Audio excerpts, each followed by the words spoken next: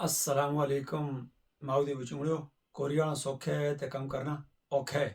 तो जैसा कि मैंने आप दोस्तों को बताया था कि मैं नेक्स्ट वीडियो में आपको बताऊंगा कि कोरिया में ना मज़ीद कौन कौन सी कैटेगरी उन्होंने ऐड की है नॉन प्रोफेशनल वर्कर के लिए, यानी जिन लोगों के पास कोई स्किल नहीं है उनके लिए उन्होंने कौन कौन सी कैटेगरी शामिल की है।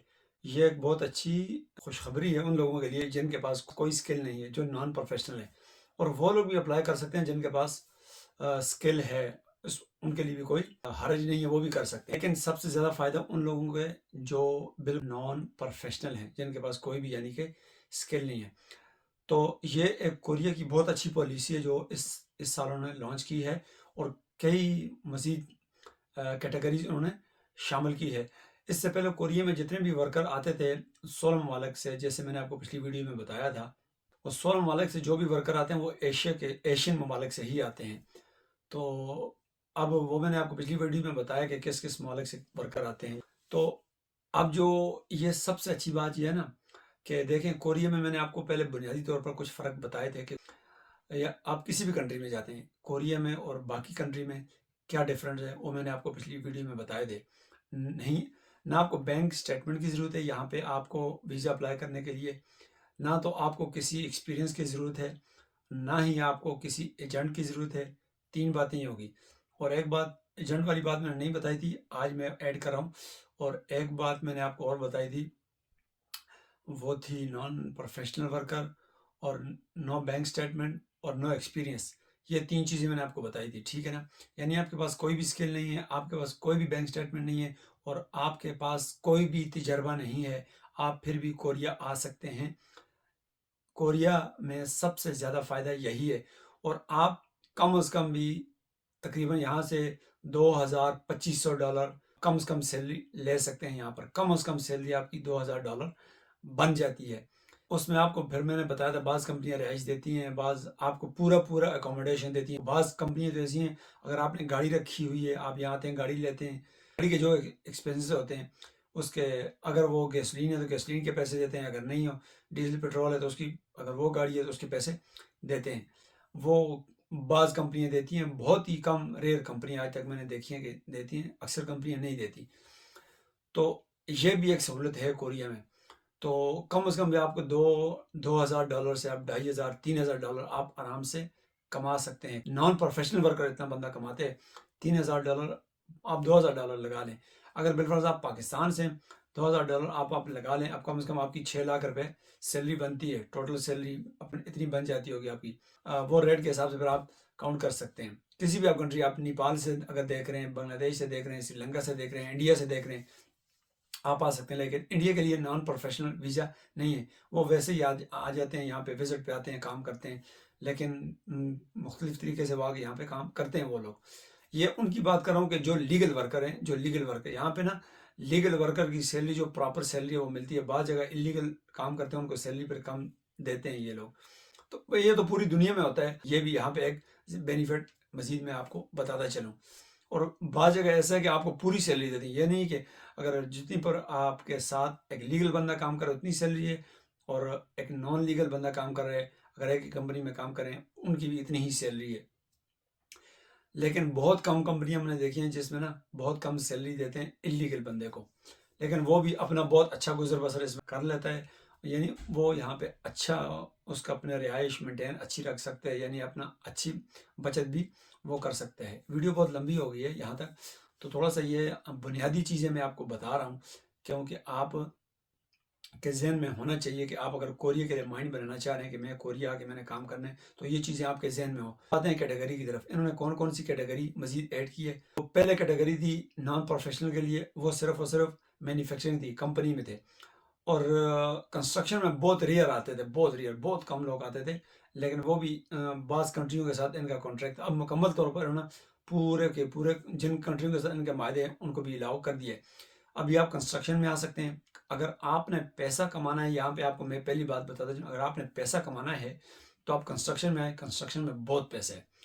हाँ, अब आगे इनकी मजीद पॉलिसी क्या है कि ये वही सैलरी देंगे जो E9 वर्कर काम कर रहा है, यानी कि किसी कंपनी में काम कर रहा है कंस्ट्रक्शन کا جو باہر کام ہوتا ہے وہ تو ایک الگ کام ہوتا ہے، اگر جو بندہ ایک کمپنی میں کام کر رہا ہے اس کا ایک الگ کام ہوتا ہے۔ وہاں پہ وہ مطلب کوئی بھی پروڈکٹ بنتا ہے کمپنی میں یا کوئی بھی چیز بنتی ہے، وہ ایک الگ چیز ہے نا، اور یہ کنسٹرکشن بالکل ایک الگ شعبہ ہے۔ اس کی سیلری ویسے تو یہاں پہ جو کام کرتے ہیں ان کی سیلری کنسٹرکشن میں زیادہ ہے۔ مثال کے طور پر میں ایک عام بات کروں، جنرل بات کروں، اگر آپ کمپنی میں کام کرتے ہیں تو آپ کو یعنی $7 یا $8 پر آور دیتے ہیں۔ اگر آپ کنسٹرکشن میں کام کرتے ہیں تو آپ کو کم سے کم $10 سے $12 اتنے آپ کو وہ دے دیتے ہیں، یعنی 1 گھنٹے کے آپ کو $10 یا $12 آپ کو دیتے ہیں تقریباً۔ کمپنی میں آپ کو دیتے ہیں $60 اور کنسٹرکشن میں آپ کو بعض جگہ $10 دیتے ہیں، بعض جگہ 11، بعض جگہ $12 اور زیادہ سے زیادہ $13 بھی ملتے ہیں۔ ہاں اگر آپ کے پاس تھوڑا ایکسپیرینس ہو گیا، پھر میں نے ایسے بھی دیکھے جو $25 اور $22 پر آور یہاں پہ بھی کوریا میں لے رہے ہیں۔ یعنی کہ میں نے ایسے لوگ بھی دیکھے ہیں کہ اگر آپ پاکستان میں آج کے ریٹ کے حساب سے آپ لگائیں، جو آج کا ریٹ چل رہا ہے، وہ پاکستان یعنی 1 لاکھ روپے کی دیہڑی ایک دن میں 1 لاکھ روپیہ کماتا ہے کنسٹرکشن ورکر، یہ میں نے دیکھا ہے۔ انڈیا کے آپ حساب لگائیں تو 50,000 روپے یا تقریباً 45,000 سے 50,000 کے درمیان وہ تقریباً آلموسٹ اتنا وہ ایک دن کا کنسٹرکشن میں لے لیتے ہیں۔ لیکن وہ تھوڑا کام آپ کرنے کے بعد تھوڑا آپ جب ایکسپیرینس ہو جائے گا تو پھر آپ کو اتنے پیسے ملتے ہیں۔ لیکن وہ E9 ورکر جو نان پروفیشنل ورکر ہیں ان کے لیے نہیں ہے، یہ جو لوگ ابھی تک یہاں کام کر رہے ہیں کنسٹرکشن کا کوریا میں، یہ ان کے لیے ہے۔ ابھی جب آئیں گے تو ان کے لیے کیا پالیسی انہوں نے بنائی ہے، وہ پھر ان مطلب سیلری کے بارے میں جو ڈیٹیل سے میں ویڈیو بناؤں گا وہ ایک الگ ہوگی۔ آج صرف کیٹیگری کے بارے میں بتا رہا ہوں تو یہ پھر بھی بات لمبی ہوگی، لیکن چلیں یہ کنسٹرکشن کے ساتھ یہ ایک الگ سے الگ ایک موضوع ہے، لیکن یہ تھوڑی سی بات میں نے ایڈ کر دی تاکہ یہ بھی ذہن میں رہے۔ تو آگے مزید انشاءاللہ اس پہ پھر بات کریں گے۔ کنسٹرکشن ہو گیا تو فشری ہو گیا، فشری کا فارمنگ کے لیے بھی انہوں نے الاؤ کر دیا ہے۔ اچھا، اب ان کے علاوہ انہوں نے ریسٹورینٹ میں بھی الاؤ کر دیا، آپ ریسٹورینٹ میں بھی کام کر سکتے ہیں۔ اور اس کے علاوہ انہوں نے موٹلز میں کام کرنے کے لیے آپ موٹلز میں، ہاں ریسٹورینٹ یہاں پہ کھانا، موٹلز وہ ہوتے ہیں جہاں پہ لوگ صرف رہتے ہیں، کھانا پینے کا مطلب رات گزاری، کہیں سے مسافر آئے رات گزاری صبح اٹھ کے چلے گئے، یہ ایسے موٹلز وغیرہ بھی اب انہوں نے الاؤ کیا ہے۔ اور اب پھر انہوں نے لوڈنگ ان لوڈنگ کے کام میں بھی انہوں نے الاؤ کیا ہے۔ اور اس کے علاوہ انہوں نے زراعت میں الاؤ کیا ہے، آپ کام کر سکتے ہیں زراعت میں، جنگلات میں، ان میں بھی الاؤ کر دیا ہے۔ اچھا، اس کے علاوہ انہوں نے الاؤ کیا ہے کہ مائننگ میں بھی انہوں نے الاؤ کیا ہے کہ آپ مائننگ میں بھی کام کر سکتے ہیں۔ اور اس کے علاوہ اب انہوں نے یہ جیسے بڑے شاپنگ مال ہو گئے، شاپنگ مال میں بھی انہوں نے، لیکن شاپنگ مال کے لیے ابھی تک انہوں نے مخصوص ایک ایریے میں رکھا ہے، وہ پورے کوریا میں اب الاؤ نہیں ہوا۔ یہ دیکھیں گے پروگرس کیا ہے، کیا طریقہ کار ہے وہاں پہ، اس کے بعد پھر ہو سکتا ہے اگر ان کا ایکسپیرینس اچھا رہا تو پھر پورے کوریا میں یہ لاگو کر دیں گے، اگر نہ ہوا تو پھر اس بارے میں ابھی مزید کنفرم نہیں ہے کہ وہ شاید اس کو مزید کنٹینیو کریں یا اس کو بند کریں، لیکن یہ 50-50 ہے، ہو بھی سکتے نہیں بھی ہو سکتے، لیکن اس کے بارے میں ابھی کنفرم بات آپ کو نہیں بتا سکتا۔ لیکن جو باقی وہ شعبے ہیں جن کے بارے میں نے آپ کو بتایا وہ اب کنفرم ہو چکے ہیں، وہ انشاءاللہ اس پہ پراپر طور پر کام ہوگا۔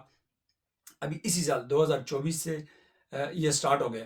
آج جب میں ویڈیو بنا رہا ہوں، یہ ویڈیو آج کی ڈیٹ ہے، یعنی کہ جنوری 2024 کا مہینہ ہے، آج میں یہ ویڈیو بنا رہا ہوں، اور آج کی اپڈیٹ، آج تک جو اپڈیٹ ہے وہ میں نے آپ کو بتا دی ہے۔ ابھی جیسے کہ میں نے آپ کو بتایا کہ 16 ممالک سے ورکر بلاتے ہیں، اب ایک کنٹری کو انہوں نے مزید ایڈ کیا ہے، 16 کنٹری سے یہ آلریڈی ورکر بلا رہے ہیں، اب ایک کنٹری انہوں نے اس میں ایک کنٹری کا مزید اضافہ کیا ہے، ان کے ساتھ ان کے معاہدوں پر دستخط ہو چکے ہیں، آپس میں کانٹریکٹ ان کے ہو چکے ہیں۔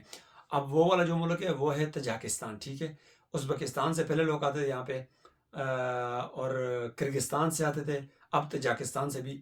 تیسرا جو انہوں نے ابھی 17واں نمبر پہ جو کنٹری انہوں نے الاؤ کیے وہ تاجکستان ہے، ان کے ساتھ معاہدے ہوئے، لیکن وہ 2025 سے اپنا پروسیس سٹارٹ کریں گے، یعنی اپنے ورکر 2025 سے وہ بھیجیں گے۔ تو آج کے لیے اتنا ہی، دعا میں یاد رکھیے گا، انشاءاللہ پھر ملیں گے۔ اس سے اگلا جو پروسیس ہے وہ کیا ہے اور کیسے ہوتا ہے پھر میں آپ کو انشاءاللہ اس بارے میں بتاؤں گا۔ تو دعاؤں میں یاد رکھیے گا، ملتے ہیں اگلی ویڈیو میں انشاءاللہ، تب تک کے لیے اللہ حافظ، السلام علیکم۔